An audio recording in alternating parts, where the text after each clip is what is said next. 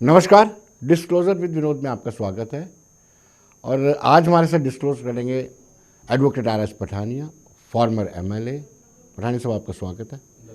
और भारतीय जनता पार्टी के कर्मठ प्रवक्ता भी हैं। पठानी साहब, 5 साल हो जाएंगे पुलवामा अटैक को, और आप पर आरोप लगता रहा है कि 2019 में जो चुनाव आपने लड़े हैं वो कहीं ना कहीं पुलवामा को आगे करके लड़े हैं। क्या 2024 को लेकर के क्या प्लानिंग है आपकी, क्योंकि 20 फ़रवरी को खुद प्रधानमंत्री नरेंद्र मोदी विजयपुर में एक महारैली करने वाले हैं। आपने 3 लेग में सवाल पूछा है, कड़ी बाय कड़ी कोशिश करूंगा तीनों का जवाब देने का। भारतीय जनता पार्टी लोगों के द्वारा लोगों के लिए और लोगों को समर्पित एक राजनीतिक पार्टी है, जिसके लिए राष्ट्र सबसे पहले नेशन फर्स्ट में बिलीव करती है। इसी नेशन फर्स्ट के अपने परसूट में भारतीय जनता पार्टी ने पुलवामा की अगर बात करें तो पूरे भारत के जनमानस की भावनाओं, उनकी आकांक्षाओं को ध्यान में रखते हुए पहली बार, क्योंकि कहते थे कि भारत रिएक्ट नहीं करता, भारत ने रिएक्ट किया और घर में घुस के भी मारा।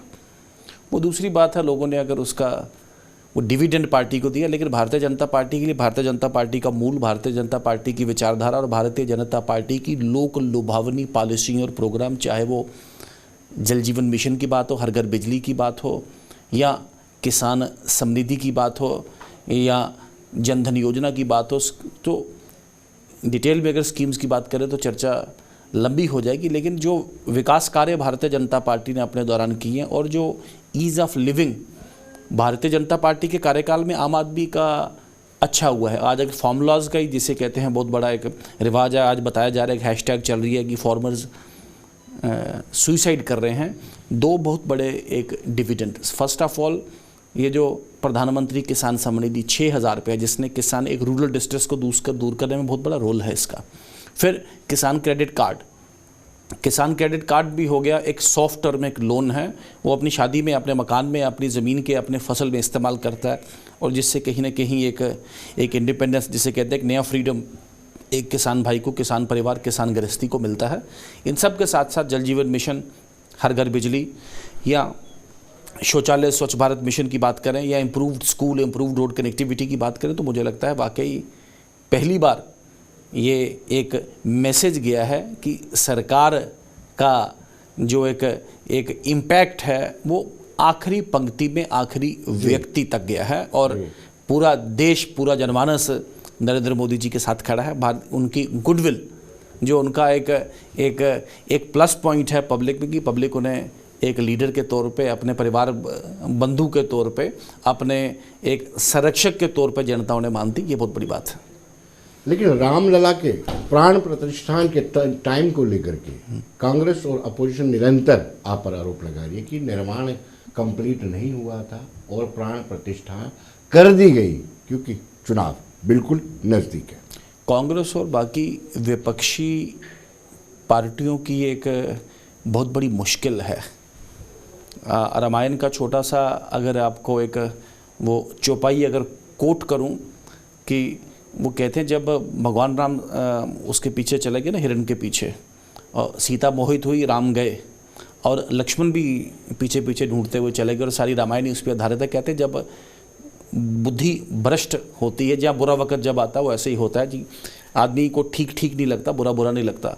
भाजपा से परेशानी हो, नरेंद्र मोदी से परेशानी हो, लेकिन रामलला से भी कांग्रेस को और इंडिया अलायंस को परेशानी, ये बहुत बड़ी एक असमंजस की बात है। अभी अपने ही पार्टी के वरिष्ठ नेता और एक बहुत बड़े साधु समाज के दिग्गज, उन्हें भी पार्टी से बाहर निकाला गया इसी नाम पे कि उन्होंने रामलला के मंदिर की स्थापना का क्रेडिट का श्रेय नरेंद्र मोदी जी को या भाजपा सरकार को दिया। तो मुझे लगता है कहीं ना कहीं सही देखने, सही सुनने, सही समझने में असमर्थ हैं, और भारत का जनमानस देख रहा है, भारत का जनमानस इसे सुन भी रहा है, समझ भी रहा है, और वक्त आने पे अपनी प्रतिक्रिया जिसे कहते हैं, अपना फैसला भी पूरे जोर शोर के साथ सुनाएगा। राम मंदिर के निर्माण की चर्चा चल रही है, तो सदन के अंदर आखिरी सत्र था, आखिरी दिन था, आपने धन्यवाद प्रस्ताव लाया।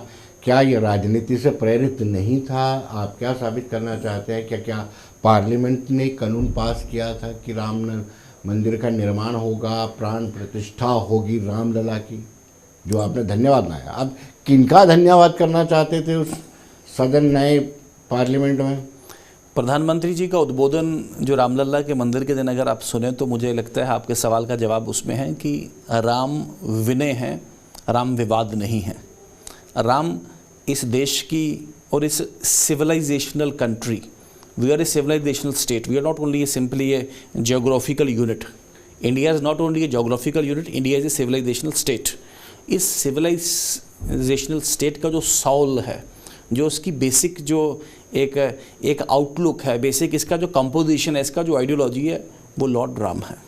और लॉर्ड राम का जो मैसेज है, आप तो इनकी तो बात छोड़ें, सनातन में उन्हें सिर्फ बांधेंगे या भारत में बिल्कुल बांधेंगे, कंबोडिया में, मलेशिया में या लाओस में, जहाँ मेजॉरिटी पॉपुलेशन मुस्लिम या बुद्धिस्ट है, वहाँ का भी रामायण जो मेन उनका जो एपिक है वो लॉर्ड राम रामायण पे ही आधारित है। या कामबान रामायण है जो तमिल वाले क्षेत्र में श्रीलंका में भी चलती है, उसमें भी बेसिक जो एपिक है वो रामायण ही है। और तो और पाकिस्तान के कौमी कवि अल्लामा इकबाल भी मान गए कि एक रीत जो राम ने चलाई थी। आप बैरक ओबामा को इम्पैक्ट देखें कि लॉर्ड हनुमान की कृपा अनुकंपा पे उनको भी पूरा यकीन है। कहीं ना कहीं कुछ इतिहासकारों ने जीसस क्राइस्ट को भी राम की आइडियोलॉजी से, जिसे कहते हैं इम्प्रेस्ड माना, पीस आइडियल के।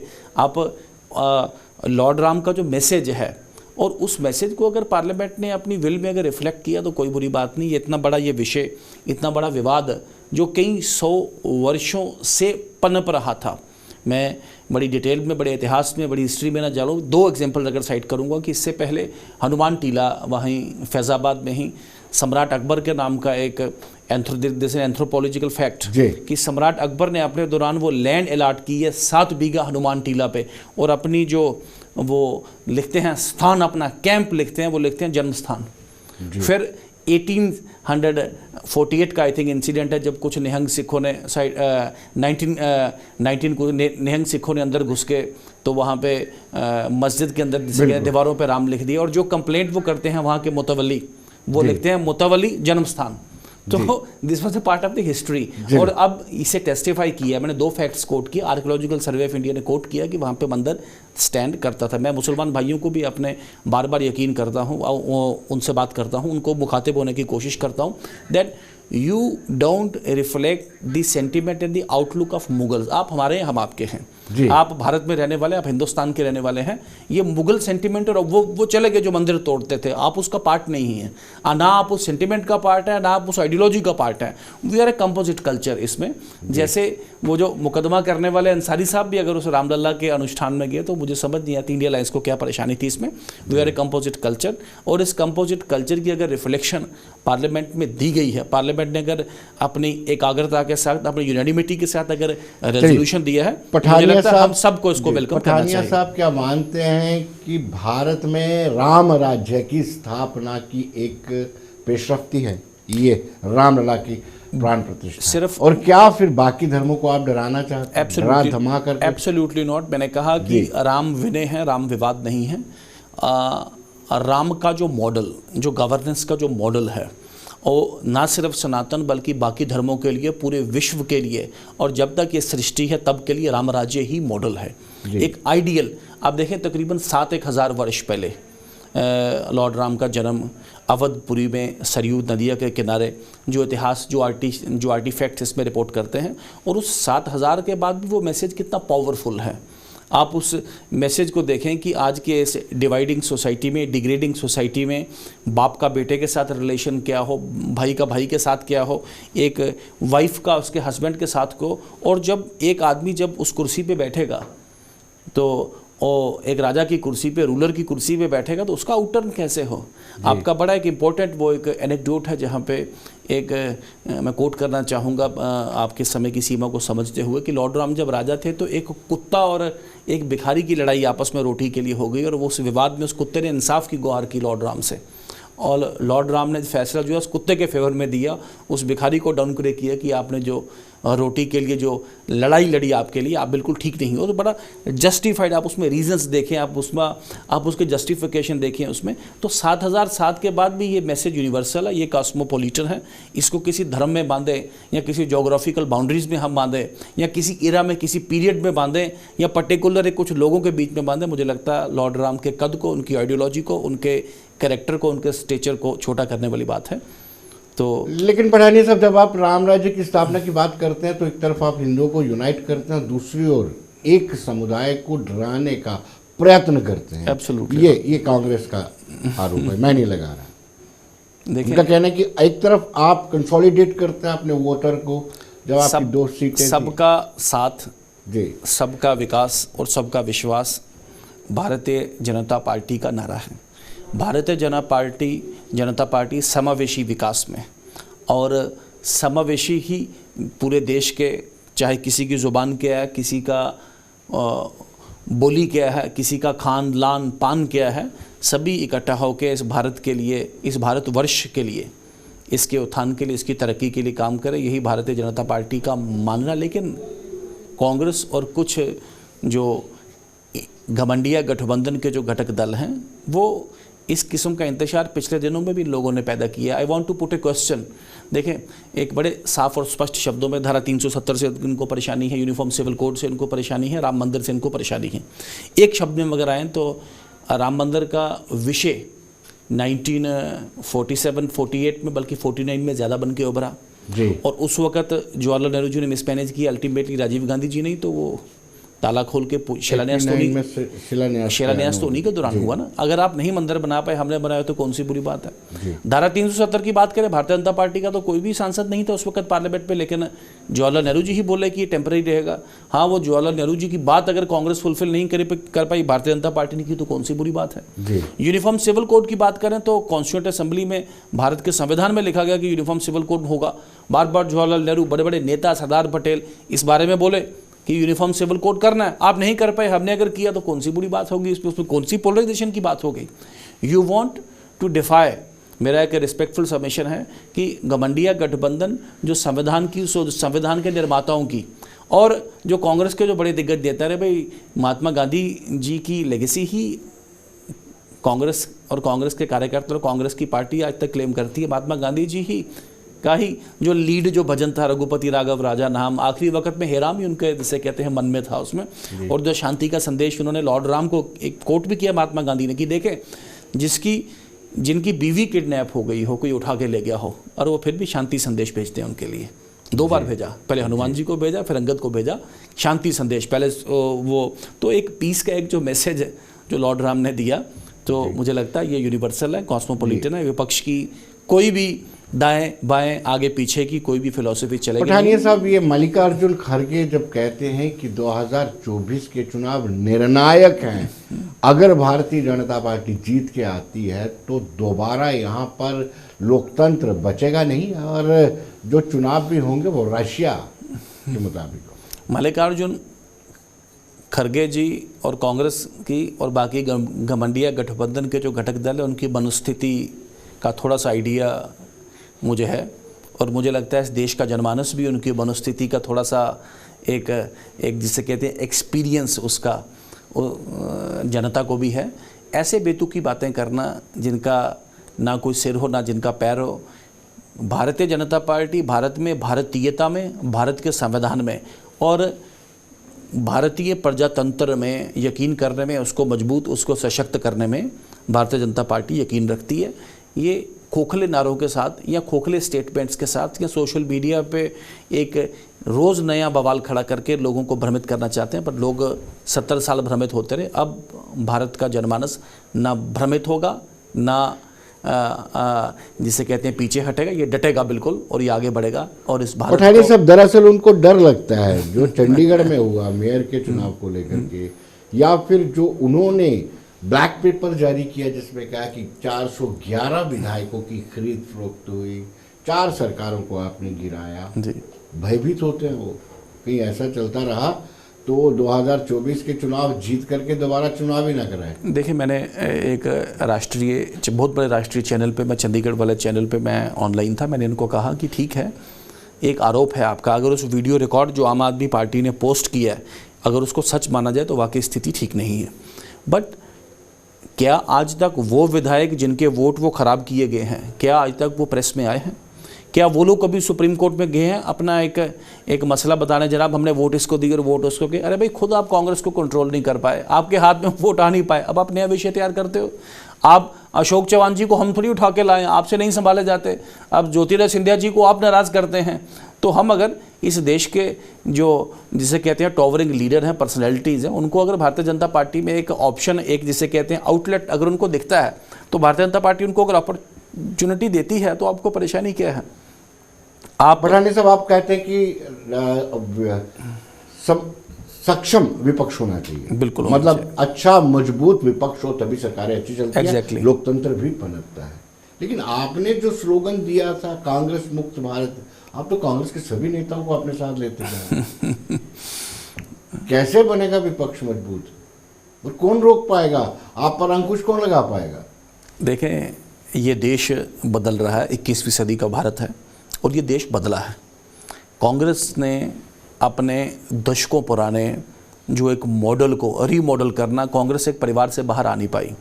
मैंने कहा हम जनता से, जनता के द्वारा और जनता के लिए समर्पित। कांग्रेस की परेशानी है कि परिवार के लिए, परिवार को समर्पित और परिवार के ही द्वारा एक पॉलिटिकल पार्टी है जिनका इंटरेस्ट एक ही परिवार के आगे पीछे घूमता है, जिन्होंने इस देश को बांट के, ज़ात पे, धर्म पे, मज़हब पे बांट के इस देश को आगे बढ़ने से कई, आप मैं इसमें एग्जांपल्स कोट करूँगा तो बड़े दूर हम चले जाएंगे। आप जो वो संजय बारू जी की बुक, अगर आप वो इंसिडेंटल प्राइम मिनिस्टर को अगर आप देखें तो किस तरीके से देश में चलता था, या आप वो नरसिम्हा राव जी का जो पैराग्राफ देखें जो उनके बायोग्राफर ने उसको रेफर किया, आपने एक सिटिंग प्राइम मिनिस्टर को कैसे बोल रहे हैं? पीएम ने बड़ी तारीफ की है उनकी, डॉक्टर मनमोहन सिंह। जी, मैं नहीं कह रहा, मैं आप कांग्रेस ने डॉक्टर मनमोहन सिंह को चलने से कैसे रोका जी, और उनको कैसे कंट्रोल करने की कोशिश की, उनको रबर स्टैंप बनाने की कैसे कोशिश की। Same was the case with PV Narasimha Rao also. Sitaram Kesari जब कांग्रेस के अध्यक्ष रहे तो उनको कैसे चलने के लिए, तो ये पूरी जनता के सामने जग जाहिर है जी। ये जग जाहिर है और जनता जानती है। ये इस तरीके का इंस्टीट्यूशंस का मिसयूज़ ये कांग्रेस की और बाकी विपक्षी दलों की उदंडता और उनकी जो छोटे मन और छोटे दिल की अप्रोच से ऊपर उठ के जब ये काम करेंगे तो फिर ये सशक्त होगा। लेकिन कांग्रेस का ये आरोप रहता है कि आप उनके रत्नों को अपने पे पेटेंट कर लेते हैं। हम वो शुरू होते हैं श्यामा प्रसाद मुखर्जी से लेकर सरदार वल्लभ भाई पटेल, BR अम्बेडकर। अब नरसिम्हा राव जी को आपने देखो भारत रत्न देकर के आपने करीबी बना लिया, उनको तकलीफ तो वाजिब सी होगी। आप राजनीतिक आर्गूमेंट को एक तरफ छोड़ें जी, तो इस देश का जो इस देश की अर्थव्यवस्था में जो सबसे बड़ा जो मूल अगर अंतर आया है, वो मूल अंतर आया है नरसिम्हा राव जी के प्रधानमंत्री के कार्यकाल के दौरान और मनमोहन सिंह जी के वित्त मंत्री के कार्यकाल के दौरान। मनमोहन सिंह जी के प्रधानमंत्री के कार्यकाल के दौरान न्यूक्लियर वो जो डील यूएस के साथ जो हुई, जो मेजर एक चैलेंजर था भारत का, जिसने भारत के लिए जिसे कहते हैं एक पूरा कैलिडोस्कोप ही जिसने चेक कर दिया। 1991 के क्राइसिस की बात नहीं करेंगे, फाइनेंशियल क्राइसिस जब आया था, जिसको बड़े अच्छे तरीके से हैंडल। एग्जैक्टली वही मैं बात करना उसमें। तो अगर उसको क्रेडिट किया गया है तो उसमें राजनीति करने की कोई ज़रूरत नहीं है। कांग्रेस अपने छोटे इंटरेस्ट में छोटा मन न रखें कि उन्होंने उनको पार्टी कार्यालय में उनका शब्द नहीं आने दिया, फिर उनको राजघाट में जगह नहीं मिल पाई अपने आखिरी वक्त में। तो इसी तरीके से मनमोहन सिंह जी को भी वो विधेयक फाड़ के फेंका गया, उनके मुंह पे फेंका गया, तो उन्हें पीछे से पुतली की तरह इस बात की है कि आपने वो उनका प्रतिमा बना दी सरदार पटेल की। वो सरदार पटेल ने राष्ट्रीय स्वयंसेवक संघ को प्रतिबंध भी लगाया। बिल्कुल एग्जैक्टली। देखें, इसका मतलब हमारा मन बहुत बड़ा है और उनका मन में संकीर्णता है। हाँ, उनके मन में हमारा मन बड़ा है। हमने कांग्रेस के एक प्रमुख नेता को, जिसकी मैं दूसरे शब्द में इसको बोलूं कि कांग्रेस के एक वरिष्ठ दिग्गज, जिन्होंने देश के उत्थान में, इस देश की तरक्की में, इस देश के आगे बढ़ने में एक अतुल्य और अद्वितीय योगदान दिया था, कांग्रेस उनको सम्मान नहीं कर पाई। हमने अगर उनका सम्मान किया है, कांग्रेस को तो खुश होना चाहिए। जी। मैंने कहा धारा 370 यूनिफॉर्म सिविल कोड और राम मंदिर, ये तो कांग्रेस के विषय थे, वो कंप्लीट नहीं कर पाई, हमने किए। तो कांग्रेस अगर अपने नेताओं का मान सम्मान नहीं कर पाई, उनको सही जगह नहीं दे पाई, हमने अगर दी तो उन्हें खुश होना चाहिए इसमें। आप 2024 में इन सभी मुद्दों को लेकर के आप चुनावी मैदान में उतरने वाले, जिस तरीके से आपने धन्यवाद प्रस्ताव लाया, फिर उत्तराखंड से शुरू हो गए, आप यूनिफॉर्म सिविल कोड से सीएए को इलेक्शन से पहले लागू करना चाहते हैं। देखें, यूनिफॉर्म सिविल कोड पर मैंने डिबेट करके आपको बताया कि यूनिफॉर्म सिविल कोड इस देश की, इस समाज की, इस भारत के जनमानस की रिक्वायरमेंट है, इसकी ज़रूरत है। यूनिफॉर्म सिविल कोड का मतलब नहीं कि मैं फिर एक्सप्लेन करूं एक लाइन में अगर कहें, यूनिफॉर्म सिविल कोड को कहीं एक्सप्लेन करने की कोशिश कर रही है कि सबको एक ही धर्म और एक ही, ऐसा नहीं है। हर धर्म, हर पंथ में ऐसे कानून, ऐसी प्रैक्टिसेस, या दिन ब दिन समाज बदलता है, देश बदलता है, ऐसी नई चीज़ें अगर आती हैं तो जिससे उस समाज को, इस देश को और उस पंथ को भी जिसे कहते हैं खतरा, उनको थोड़ा सा कंट्रोल करना, थोड़ा रेगुलेट करना है, और कुछ नहीं है। और कहीं ना कहीं समानता लाने की कोशिश, आप यूनिफॉर्म सिविल कोड के नहीं होने से ही वो शाबानों वाला एक इतना बड़ा बवाल बना ना। यूनिफॉर्म सिविल कोड होता तो ट्रिपल तलाक पे सरकार को इतना एग्रेसिव होकर आने की जरूरत नहीं थी उसमें। तो मैंने दो इंस्टेंसेस आप, लेकिन उसमें भी आप दोहरा मापदंड, डबल स्टैंडर्ड रखते हैं। जहां पर आपकी सरकारें आदिवासी रहते हैं उनको एग्जाम्प्ट कर देते हैं। देखिए, ये एक अलग सा जो आपका डबल स्टैंडर्ड वाला रवैया है, उंगलियां तो उठे। बिल्कुल एग्जाम्प्ट नहीं किया गया उनको, चूंकि आदिवासी समाज के साथ और आदिवासी समाज के जो स्टेक होल्डर्स हैं उसमें वाजा किया गया, कल विधानसभा की डिबेट को अगर आप डिटेल से देखेंगे, उनसे ज़्यादा परस्पर संपर्क नहीं हो पाया, ज़्यादा या जितना एक संपर्क या जितना समन्वय या जितनी बहस, जितनी चर्चा उनके साथ होनी चाहिए थी उतनी नहीं हो पाई। इसीलिए फ़िलहाल उसको डेफर किया गया, लेकिन उनको भी इसके दायरे में लाके और कुछ ऐसी प्रैक्टिसेस जो वहाँ पे भी जो उल्टी या अटपटी हैं उन पर रोक लगाना ज़रूरी है। इसमें कुछ साहब, आपने पहाड़ी ट्राइब्स को एसटी का दर्जा देकर के कहीं गले की फांसतोरी बन गई है। गुजर बकरवाल नाराज हो जाएंगे आपसे। आपने तो कोशिश की कि ये वोट में कन्वर्ट हो जाए। ये बात हाईएस्ट लेवल से निर्धारित की गई है, प्रचारित की गई और प्रसारित भी की गई है कि पहाड़ियों के लिए जो कोटा है, ये गुजर, बकरवाल, गद्दी, सिप्पी, जितने भी 14 ट्राइब हैं already enlisted, in addition to that उनके कोटा को कहीं इफ़ेक्ट नहीं करेगा, कहीं इन्फ्लुएंस नहीं करेगा, ना उसको घटाएगा। बल्कि एक लाइन में अगर कहा जाए कि ये उस कोटा को सप्लीमेंट नहीं करेगा, कॉम्प्लीमेंट करेगा, उसकी जगह लेके नहीं आएगा। एक बात। दूसरा, एक कम्युनिटी, एक तबका, एक क्षेत्र, ये वो है, ये उस वक़्त महाराजा गुलाब सिंह और जोरावर सिंह के साथ कंधे के कंधा मिला के इन लोगों ने उस वक्त जम्मू कश्मीर रियासत अगर आज एक आइडेंटिटी अगर बन के, एक यूनिट बन के आपके सामने, तो इन लोगों की बदौलत है।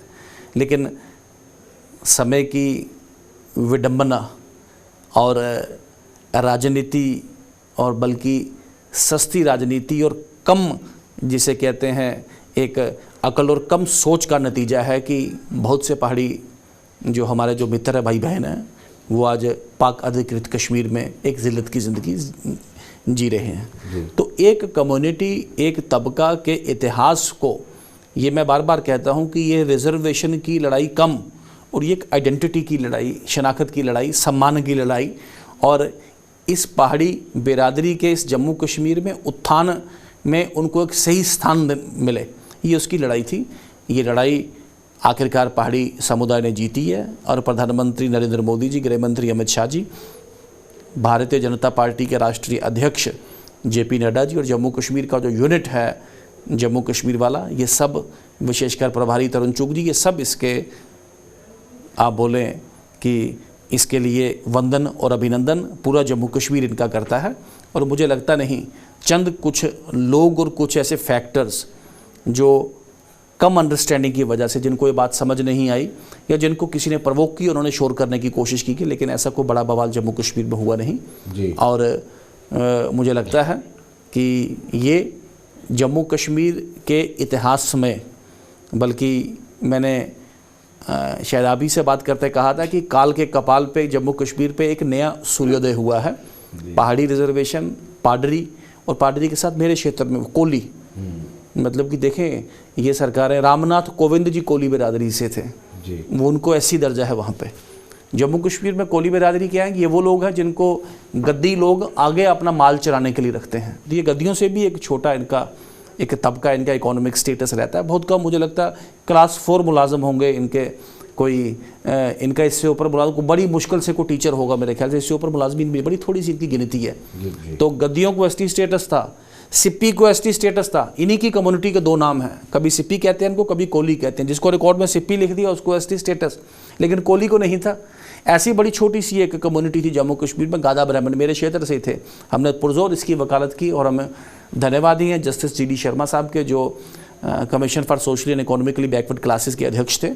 उन्होंने इस बात को अपने बिल्कुल ठीक एक पर्सपेक्टिव में, ठीक अपने एक एप्टीट्यूड में इसको समझा, इसको सुना, इस पर शोध किया और इस पर एक पॉजिटिव रिकमेंडेशन भारत सरकार को दी। भारत सरकार ने इस रिकमेंडेशन पे अपनी मोहर लगाई और आखिरकार अब ये सभी जो तबका है आज एसटी स्टेटस का पार्ट है जम्मू कश्मीर का। जम्मू कश्मीर के उत्थान के लिए, जम्मू कश्मीर की तरक्की के लिए और मजबूती से काम करेगा और जम्मू कश्मीर का जो राजनीतिक और सामाजिक परिप्रेक्ष्य है वो इससे मजबूत होगा। पठानिया साहब, कतर में आपको या आपकी फॉरेन पॉलिसी को जीत मिली, बिल्कुल, लेकिन मालदीव एक छोटी सी कंट्री, वो आंख दिखा रहा है आपको। ठीक कहा आपने। हाँ, मालदीव बहुत बड़ा चैलेंज है और इस चैलेंज को भारत सरकार, विशेषकर हमारे विदेश मंत्री जयशंकर जी, ये मुझे लगता है कि इसे प्रॉपर तरीके से डील करेंगे।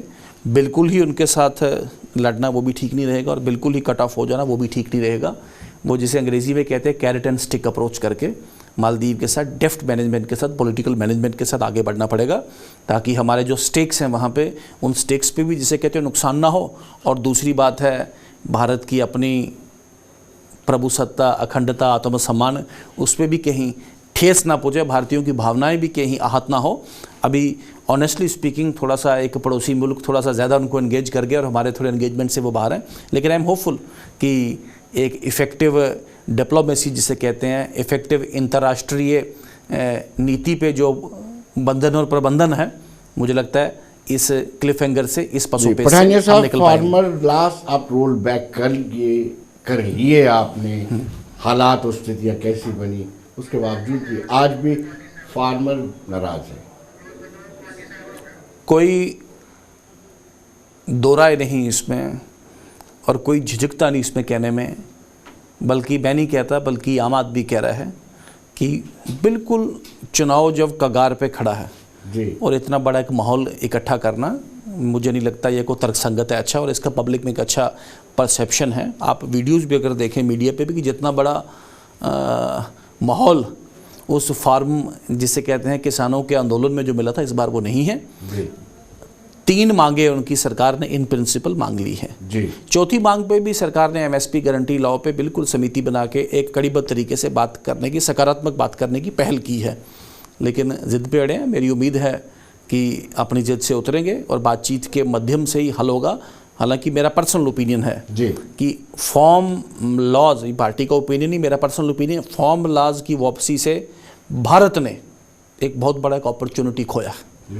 रिफॉर्म्स का बहुत बड़ा अपॉर्चुनिटी। मैं खुद एक फार्मर हूँ और मैं by birth, by profession, by conviction मैं एक फार्मर ज़मींदार हूँ। मुझे खुद लगता है कि मैंने कुछ खोया है। अब ये नया विषय बना के मुझे लगता नहीं इससे कुछ बात बनेगी। We are hopeful. बहुत बहुत शुक्रिया, समय इजाज़त नहीं दे रहा है, धन्यवाद। बहुत बहुत शुक्रिया विनोद जी, बहुत धन्यवाद। तो दर्शकों, आप बने रहिए देश दुनिया की खबरों के लिए और मुझे दीजिए इजाज़त। नमस्कार।